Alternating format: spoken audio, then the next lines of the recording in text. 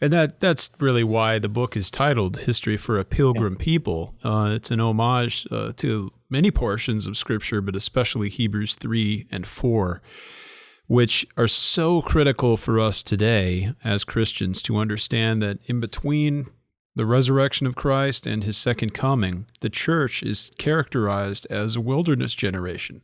That is, we're being led by the Lord unto our final rest, our promised rest, but we're not yet there. And so the author of Hebrews warns us not to divert, not to give up, not to turn around, not to give over to a grumbling spirit, as the wilderness generation did in Exodus. But it also means that we need to be mindful of the fact that our citizenship is in heaven, and that through our union with Christ, we're seated with him now, we're raised with him and seated with him in heavenly places. So that has everything to do with how we live and how we consider ourselves in this present life.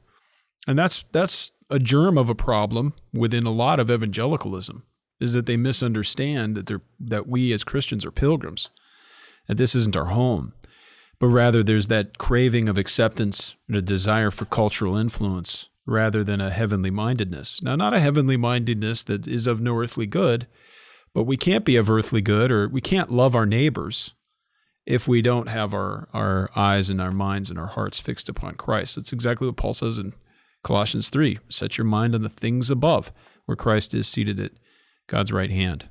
That's what Charlie was all about. Yeah, sorry about that. Mm-hmm. I think of that wonderful book that Bratt wrote on Dutch Calvinism. Yeah, it's on my shelf, right? I'm It's slowly fantastic. working through it. Mm-hmm.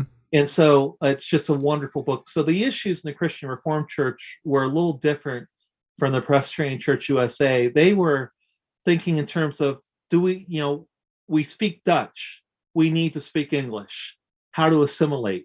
And so we understand those type of tensions, but what happened was it moved over time beyond that to a doctrinal move also in accommodation. And so that's the aspect that I think comes to bear in that the life of Machen. So when Machen helps take the stand and our church is formed, we only have 48 congregations, and we only end up with 5,000 people. And yet it seemed like hundreds of thousands were supportive in the abstract of Machen. So the question becomes, and this is, I think, what Charlie's getting at, is that are you willing to die to it, even if it means you lose your church building, even if it means you lose your bank account, that savings on things? What is important to you? Having a nice building or preaching the gospel without compromise? And I know that might sound to some like that's too stark of a contrast, but it really did play out in 1936. Exactly. Whether or not you were going to come or not.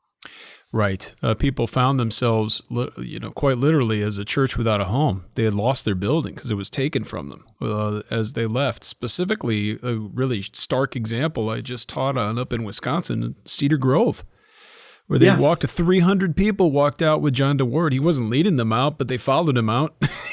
and 300 people were with their pastor and wanted to retain their pastor, and 24 or anyway 32, whatever, it was a minimal number, just 24 or 5 or so people stayed, and they're the ones that kept the building. It's crazy. It's a beautiful building. Yeah, but that wonderful congregation there, they soon broke land and started to build a new building.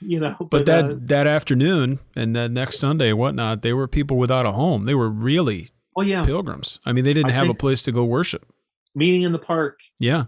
Like I think where they met.